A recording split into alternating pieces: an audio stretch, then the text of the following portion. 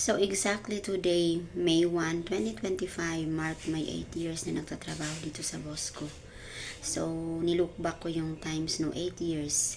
So, ano ang naipundar ko, ano ang achievement ko, at ano ang nagiging improvement ko sa sarili ko.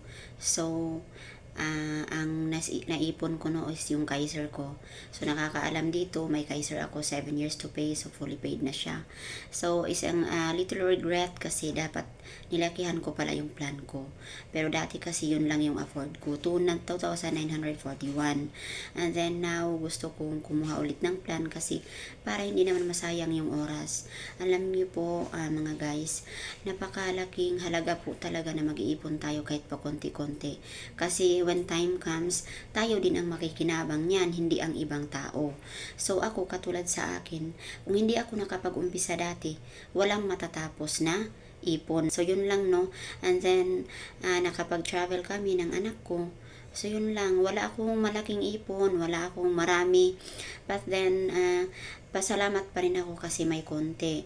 So kaya kami dito sa IMG no, nag-encourage talaga na to save and invest kasi alam nyo guys, ang ipon ay isa sa mga bagay na makakatulong sa atin when time comes. Hindi ibang tao ang makikinabang niyan, kundi tayo.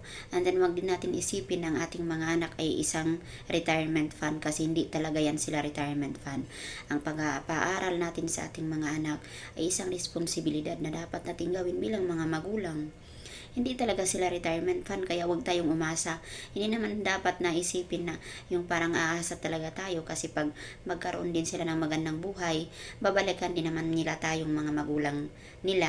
Pero hindi tayo darating sa punto na parang lahat ng bagay iasa sa kanila kasi magkaroon din sila ng sariling pamilya. Little regret din sa akin no, kasi dapat nag-umpisa din ako ng maaga. So, sa mga bata-bata dyan, as early as 20s, mag-umpisa na kayong mag-ipon for your retirement fund. Kasi alam nyo guys, saving for retirement, may tamang formula po yan. Kasi alam nyo maraming mga OFW, tapos sinabi nila may ipon na sila, kaya na po for good na sila, only to find out isang taon lang naubos yung pera nila. Kasi wala sa tamang computation at hindi sapat yung ipon nila sa retirement.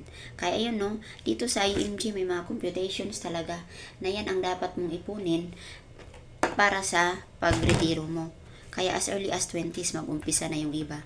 Ako may konting regrets but still, it's not too late for me to save for my retirement. So, diba, kahit pa piso-piso, pa 10-10, pwede 20-20, basta nakapag-umpisa po tayo. Yan po ang